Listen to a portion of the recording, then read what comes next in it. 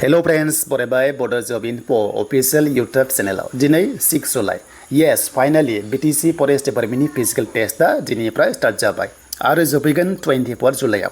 दिनै मा चेक खालामखो आरो मा लांनांगोन मा लांनाङा गासैबो डिटेल्सखौ लाबोदों आरो गोबां रेजेक्ट जाबाय मानि थाखाय बेखौबो नोंथांमोना फोरमायगोन हाइट चेस्ट एडमिट आरो डकुमेन्ट्सआ मा नांगौ मा नाङा आरो लोगोसे माबायदि फल' खालामनांगौ गाइडलाइन्सखौ आं बेखौ नोंथांमोननो सिगांनिफ्राय बुंबाय थादों जाहाथे बेखौ फल' खालामो जुदि फल' खालामथाराबा बे नोंनि पार्सनेल बाथ्रा दा गोबाव खालामा जों थांनो पर्टेलाव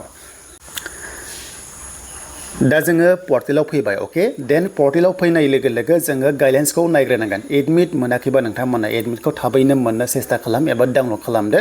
दा अफिशियेल नटिफिकेसन जों नायग्रोनोसै मानोना अफिशियेल नटिफिकेसनसो माने जेनोखि प्रसेस बियो थाङो दा बेनो जाबाय नै फरेस्ट डिपार्टमेन्टनि फिजिकल टेस्टनि जेनोखि माखासे पस्ट दंमोन ना बे पस्टआ अनलि 157 नाथाय समजों लोगोसे बियो बारायनोबो हागौ नाथाय फिजिकल टेस्ट होनो थाङोबा गोनांथार बाथ्रा दिनै नायदों बेनो जाबाय हाइटखौ नायदों स' बे हाइटखौ नायदों बे हाइटआ क्लियारबासो नोंखौहाय फिजिकल फिटनेस टेस्टआव एलाउ खालामगोन नैबे PST-खौ नायग्रोदों अके माने फिजिकल स्टेन्डार्ड टेस्टखौ नायग्रोनाय जायो दा बेखायनो जेनेरेला हौवाफोरा 163 जाथारनांगोन नो कमप्रमाइज जुदि 1 इन्सि खमबानो डाइरेक्ट रेजेक्ट जागोन एन्ड बेनिफ्राय फिमेलाबो बेखौ नांथारगोन जुदि बे गैयाबा 100% रेजेक्ट नाथाय जोंनि ST-फ्रा कनसिडारेसन जोंहा दङ 153 मिनिमाम जाथारनांगोन जुदि 153 गैयाबा एग्जाम्पल 152 बा येस 100% नोङो रेजेक्ट बेनिफ्राय हिन्जावफ्राबो 145 सेन्टिमिटार थाथारनांगोन जुदि 1 इन्सि खमबानो 100% रेजेक्ट नो कनसिडारेसन देन सेसखौ नैबे जाबाय अनलि बयसखौल' नायदों हिन्जावफोरखौ नायनाय नङा अके देन बेनिफ्राय नर्मेल सेसखौ नायोबा 79 जाथारनांगोन जोंनि ST-फ्रा नङा दै जोंनि ST-फ्रा 5 सेन्टिमिटार बेनिफ्राय खम जायो जोंहा जेरावबो कनसिडारेसन दंखायो नैबेखौ नायोबा नै हाइटआवबो दङ थिग बावबो थागोन बे जाबाय मोनसे जेनेरेल जोंनि ST-फ्रा बेखिनि थायाबो जानो हागौ बारा टेनसन लानाङा बेखौहाय नाथाय हाइटआ हले थाथारनांगोन अके देन बेखौ नायबाय देन बेखौ नायखांनाय लोगो लोगो मा नायगोन नेक्स्टआव नोंथांमोनखौहाय मेडिकेल नायगोन बे मेडिकेला जाहैबाय नै नोंथांमोना मेडिकेलखौ नुदोंना जोङो 6/6 बेनिफ्राय 6/9 दंमोन ना जों बेखौ नायनांगोन अके नैबावहाय नै 9 नाम्बाराव नाय मेडिकेल स्टेन्डार्ड टेस्ट स' बे मेडिकेल स्टेन्डार्ड टेस्टखौ नायगोन बेनो जाबाय बर्ड पस्टआवबो 6/6 बेनिफ्राय 6/9 बेखौ नोंथांमोनखौ नायथारगोन बाव जाबाथाय एबार नोंखौ नैबे 8 नाम्बार फिजिकेल टेस्टआव नोंखौ एलाउ खालामगोन दानिया कुइसन फिजिकेल टेस्टआव नोंथांमोनखौहाय माने हौवाफोरखौ खारगोन ना हिन्जावफोरखौ सिगां खारहोगोन नो एबार मा जादों सिस्टेमा चेन्ज जादों गोदान सरकारना आं बुंखादों जे सिस्टेमा एसे चेन्ज जागोन होननानै बेनो जाबाय बे मोनसे GPS कानेक्ट बाव थाबायना दान्दा थाबाय नङा होमबा दा फिजिकेल टेस्टनि थाखाय डकुमेन्ट्सखौ भेरिफिकेसन खालामबाय बेखायनो एडमिट कार्डआ नोंना लांथारनांगोन आरो गासैबो डकुमेन्ट्सखौ जेरेक्स कपि खालामनानै सेल्फ एटेस्टेड होना लां जेब्ला फिजिकेल टेस्ट पास जायो बेखौ लागोन नालाय कागजखौहाय आरो अरिजिनेलखौबो लांफा जाहाथे बियोबा नायनो हानाय बायदि अके देन बेनिफ्राय बेखौ नायखांबाय जेब्ला नैबे 26 केमा हौवाफोर बे जाबाय हिन्जावफोर दानिया बोथ साइड समान माने खारनो मोनगोन अके जाहोना जाबाय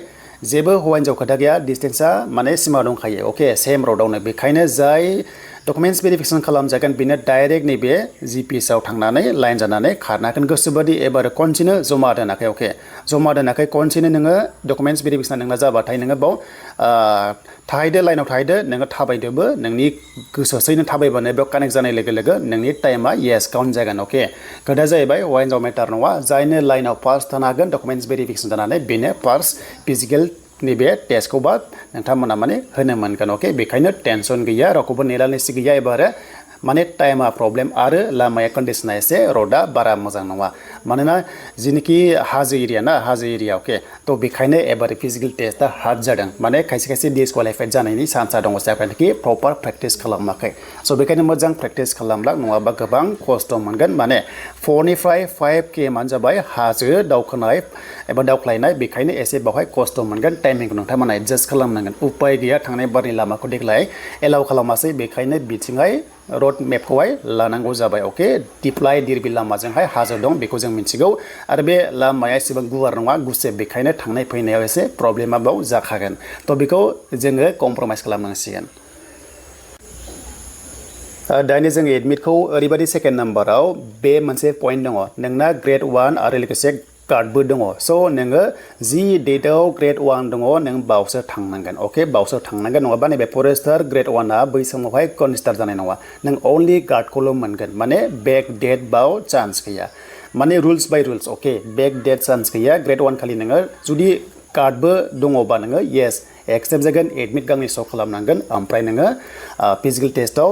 गांसे कम्बाइनजोंनो माने हमना ला मोनसे फिजिकल टेस्टनो मोननैबो पस्टआव नोङो कनसिडार जागोन आरो पास बा पास फेल बा फेल बे नोंनि सायाव थाबाय नाथाय बेक डेट नोंथांमोना खारनो मोननाय नङा बेखायनो आं क्लियार खालामबाय जाहाथे बयबो नोंथांमोना थाङो दा बेखिनि बेनिफ्राय ड्रेसा नोंथांमोना मिथिखागौ जे स्पर्ट्स टाइमनि गानबानो जाबाय जाहाथे जेरावनो कम्फर्ट मोनो अके दा बेखिनियानो आसा खालाम नोंथांमोना गासैबो क्लियार जाबाय दा बयबो मोजां मोजां होदो फिजिकल टेस्टखौहाय दा आसा खालामो नोंथांमोना गासैबो भिडिअ क्लियार जाबाय ससे भिडिअ क्लिप होदों आङो डकुमेन्टेसन भेरिफिकेसननि नोंथांमोना जाहाथे बेखौ नायो